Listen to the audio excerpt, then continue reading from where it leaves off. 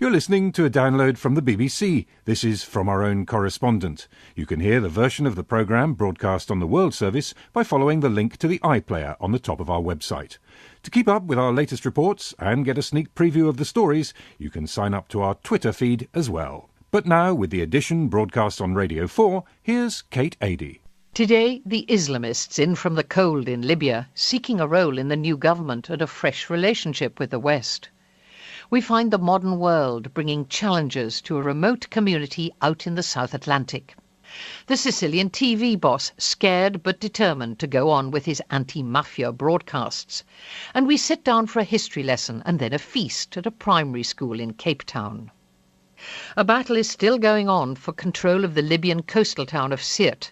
It's one of the last remaining places where fighters loyal to the ousted leader, Colonel Gaddafi, are still holding out. Libya's acting Prime Minister, Mahmoud Jibril, says the battle for Sirte will have to be won before a timetable for elections can be announced. Already there's speculation about who might be part of the new government, which will lead the country away from the Gaddafi era. Alan Little says there are many voices demanding to be heard in the new Libya. Hello, sir. Where are you from? The question comes at you everywhere in Tripoli these days. I am from Britain. Then welcome, welcome. Welcome to Libya. The exchange is simple and warm. It is an almost magical time in Tripoli, a moment of immense expectation and great promise. I'd been here 6 months earlier and witnessed a curiously telling and darkly comic incident in the now notorious Hotel Rixos, where the regime housed foreign journalists.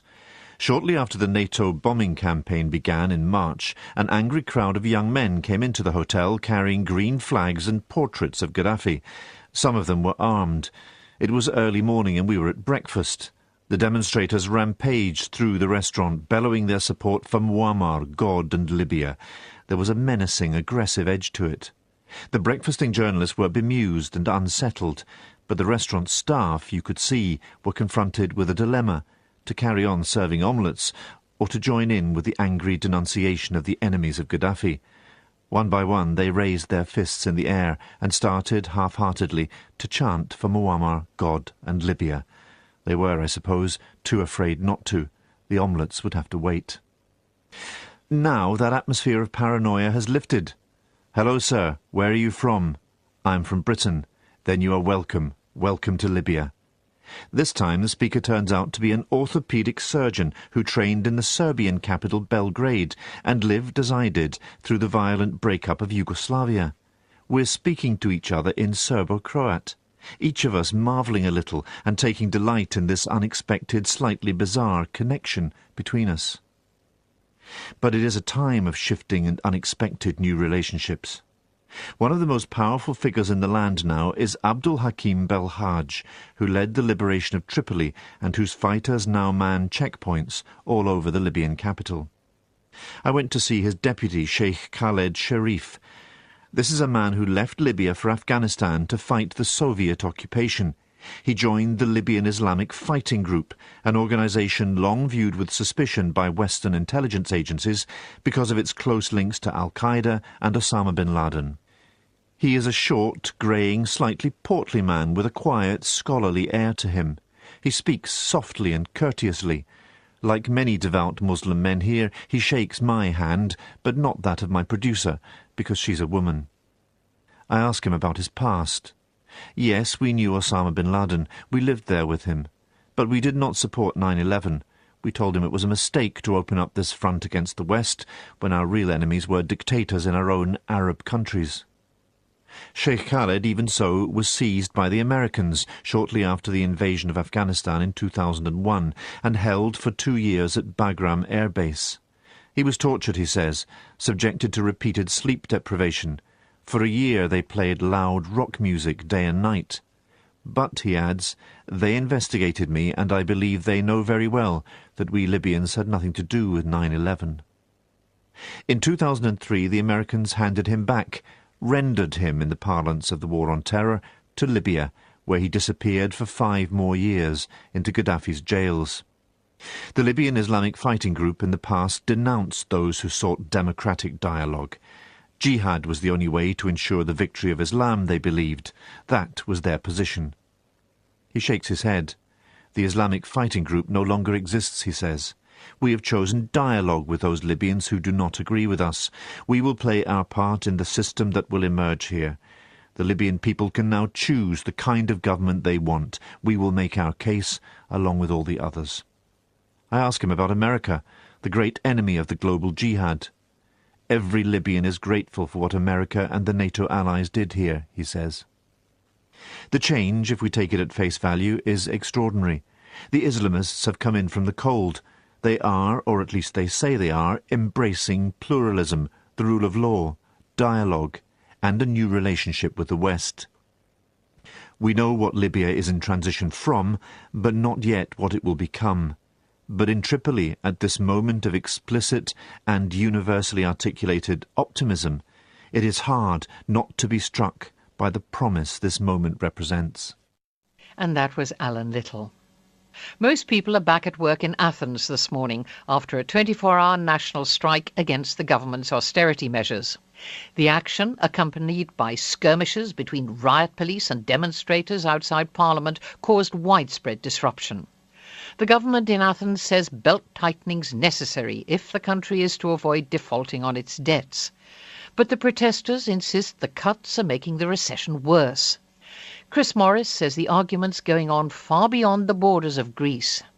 They used to call it the Grand Tour, a cultural journey across Europe for young men of means to allow them to imbibe the great lessons of history. I wouldn't claim to be a man of means, nor particularly young anymore, but I've been on a tour of my own over the past few weeks, visiting 7 countries across the continent to look not at the past, but at what the immediate future might hold. And the answers are rather disconcerting, or more precisely, no one really knows what the answers are, and that is more disconcerting still. But talk to people from all walks of life, and they know these are difficult times. From ice cream sellers in Poland, to underwater archaeologists in Greece, to the porcini mushroom collectors in the woods north of Rome, everyone is saying in their different ways more or less the same thing. Europe's financial and political culture is in crisis. And the complex overlapping challenges posed by sovereign debt, by vulnerable banks, and by quite profound questions about the nature of democracy when nation-states join a single currency, all of them are coming to a head at the same time. Decision number 1, what to do about Greece, a country where increasingly nothing is quite what it seems. Last week, for example, I got picked up from the airport by my cousin Costas. Well, I didn't, but that was our cover story. Taxi drivers and all forms of public transport in Athens were on strike, so our hotel chef came incognito to collect me instead. In the land of smoke and mirrors, that seemed appropriate. But pretty soon, the rest of the Eurozone is going to have to decide whether to keep paying for Greece for years and years to come. The immediate debate is over whether it should receive the next instalment of its bailout loans.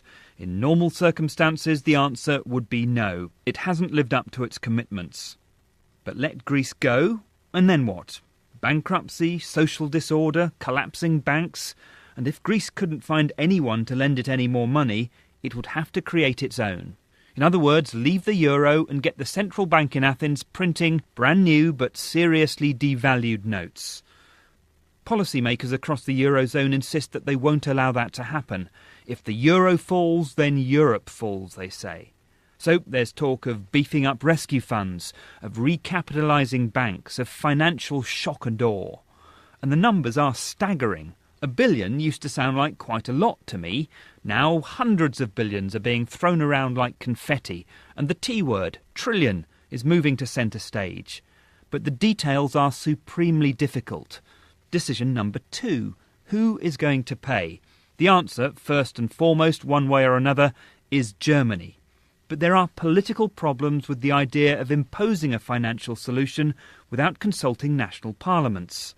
And in the longer term, there's talk of much closer fiscal and political union in the Eurozone to deal with the realities of a single currency.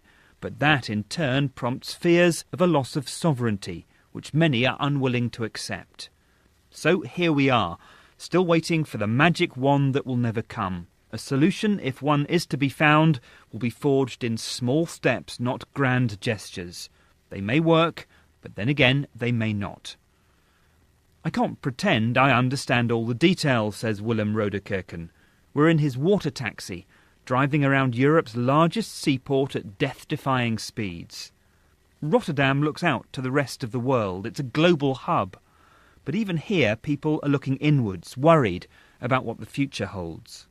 Whatever happens, says Willem, we'll have to pay for countries like Greece. Everyone knows it, and I just can't help wondering why. He steers his taxi towards the dockside, next to the old headquarters of the Holland-America shipping line.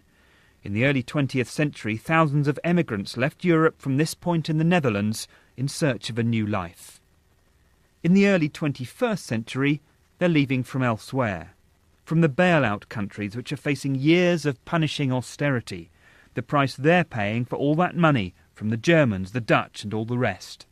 In Greece, Portugal, Ireland, I've met young people with good degrees who can't find work at home and are making plans to leave.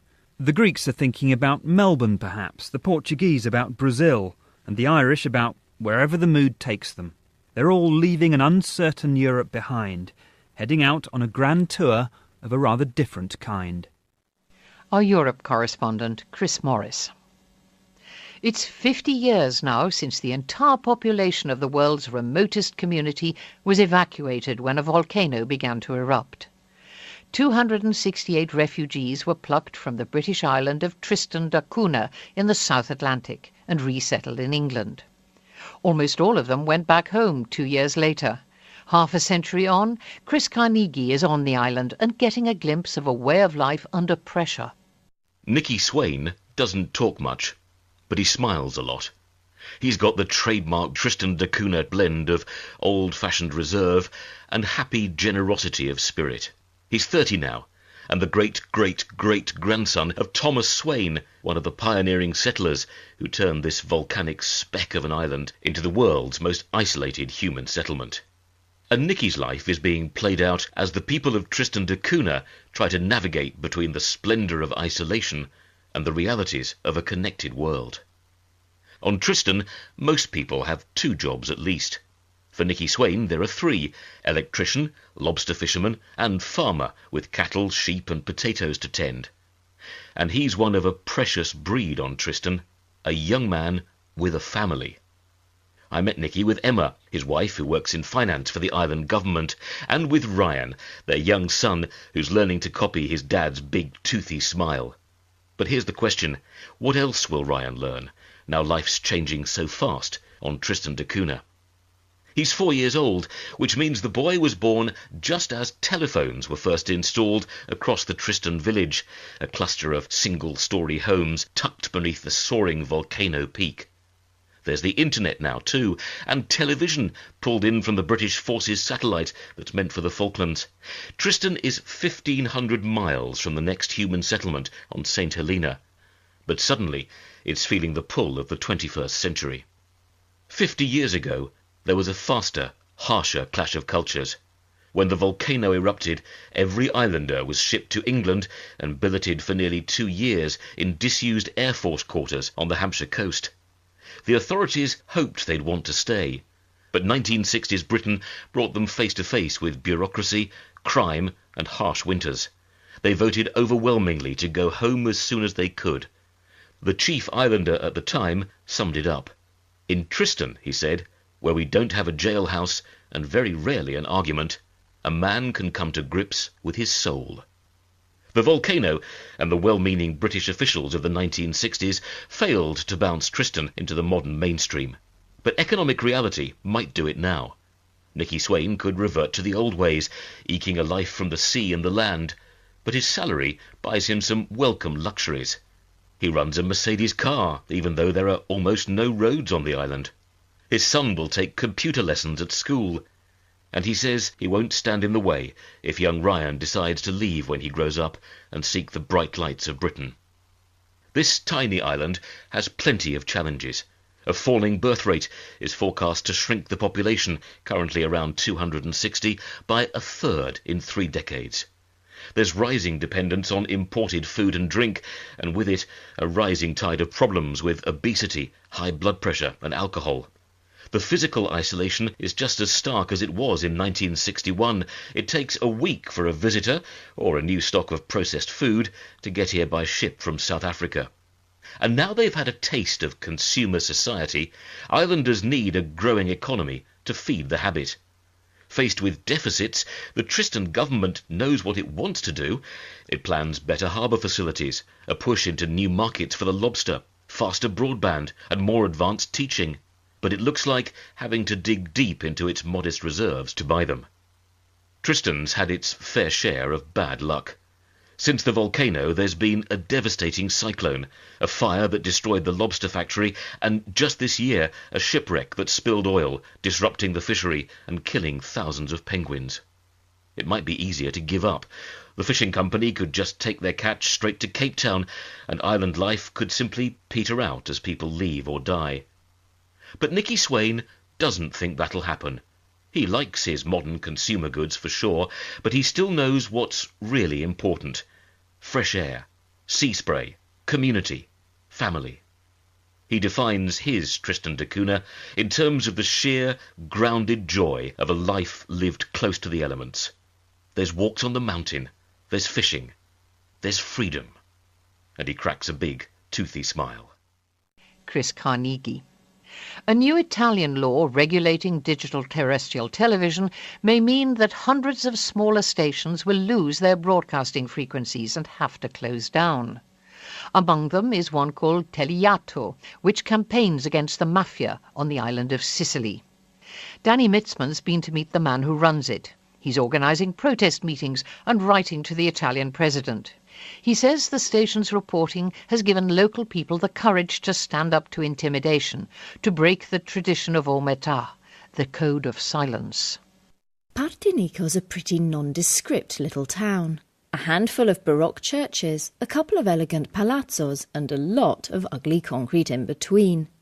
If it weren't for the fact that it's in the so-called Mafia Bermuda Triangle, perhaps nobody outside the province of Palermo would have heard of it. As it is, like Corleone, it's a name that prompts Italians to raise an eyebrow and suck in their breath when you tell them you're planning to visit. My point of departure is San Giuseppe Jato, another former mafia stronghold. Having just visited a vineyard on land confiscated from an infamous jailed boss, I decide to try my luck with the only direct bus of the day to Partinico. I do what the traffic warden advises and wave it down in the middle of the road just in front of the toy shop. After a picturesque journey through the Jato Valley, I alight an hour later in Partinico, where the mountains rise up above the church steeples and illegal attic extensions. I find the block of flats which is home to Telejato without too much difficulty. As I climb the staircase, the smell of cigarette smoke gets stronger. Like the Bisto Kid, I follow the aroma up to the second floor, through an unlocked door, and into the newsroom. It's 1:20 and they go live at 2 p.m. Pino, his daughter and a couple of volunteer journalists are putting together the news bulletin. When I come in, he turns towards me, cigarette between his lips. After the briefest of greetings, he says, "We're on air soon, so sit down and don't break my balls." His daughter looks up and grins. Don't worry, that's how he talks to everyone. Indeed, Pino Magnacci, when not inhaling smoke, is invariably exhaling expletives. Unable to sit still and not wishing to be a ball breaker, I nose around the small converted apartment. You can tell by the pictures, tributes and cuttings on the walls just how proud Pino is of Telejato. He's turned a tiny local TV station into one of Sicily's most powerful anti-mafia voices. He says nearly all the locals watch it. In the heart of Cosa Nostra territory, he was the first journalist to dare give the full names of arrested mafiosi. Before him, nobody published more than initials for fear of reprisals. Pino, his family and a small team of volunteers put together a daily news show which is dominated by mafia and corruption stories. "We're always first on the scene," he tells me. "Even international channels like CNN call and ask to use our footage." The station works closely with the various police forces, including the Catturandi di Palermo, a special squad that hunts mafiosi in hiding. Wherever we show up, they're there. Wherever they show up, we're there. Pino's childlike bravado conceals his genuine courage. With his Groucho-style moustache and Chico-style accent, he boasts that even the mafia watch Teleyato.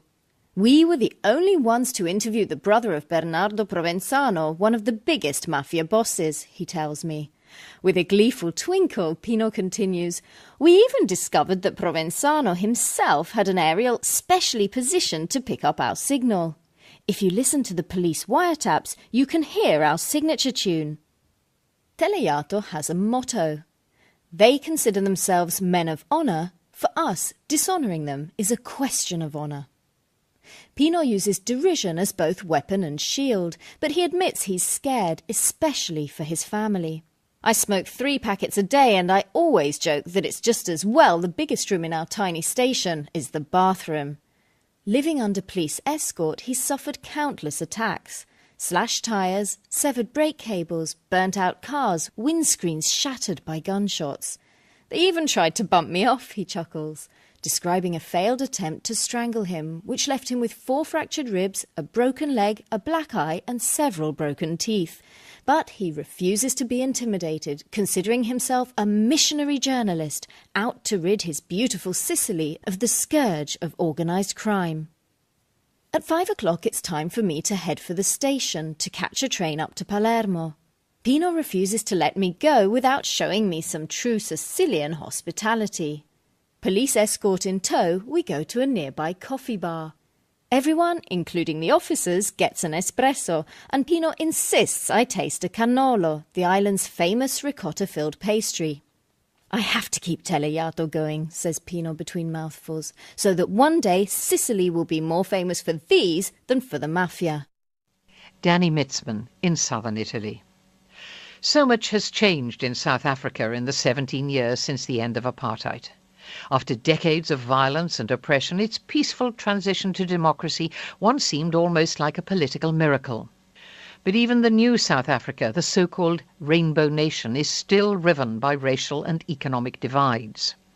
Much of the country's black population still feels marginalised. Millions continue to live in squalor with little chance of a job, let alone a shot at real prosperity. Even sport is divided. Nelson Mandela may have famously worn a Springboks rugby shirt back in 1995, but rugby remains a mainly white game, while football is predominantly black. The complexity of South Africa's diversity and its history have been giving Rajesh Merchandani food for thought. On the menu was Springbok, that cute antelope-type creature we'd seen on safari just the week before. Now, as we drove past the guard's hut up to the baronial house, we braced for the sight of a whole one turning on a spit. Not to worry. In the fireplace was a warm welcome, nothing more. And around a huge table, a dozen or so guests, entranced by the TV in the corner. This was an evening of rugby and braai. Braai is the Afrikaans version of barbecue and as much a national pastime as rugby.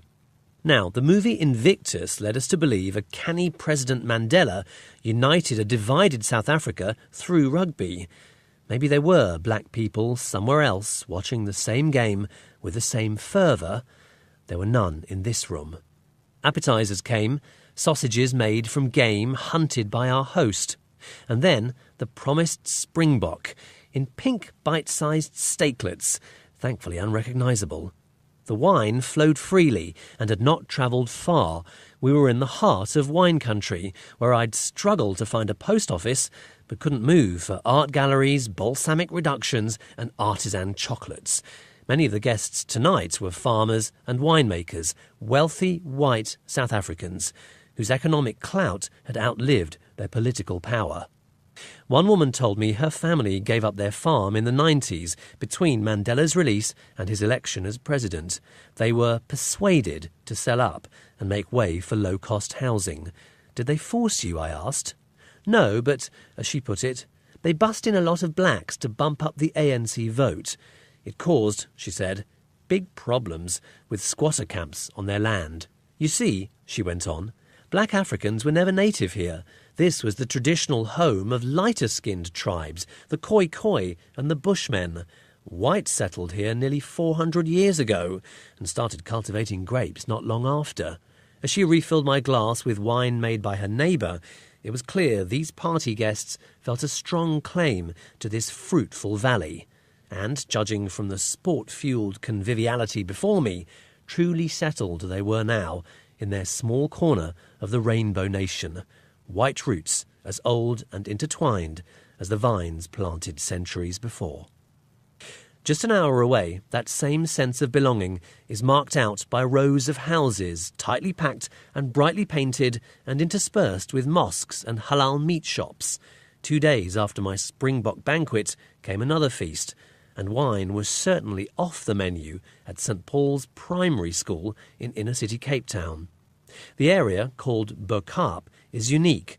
Hundreds of years ago, the Dutch developed the Cape as a stopping-off point on the spice route from Southeast Asia.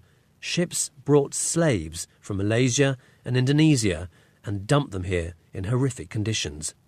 Now their descendants call themselves the Cape Malay, and this is a proud Muslim quarter of South Africa's most diverse city.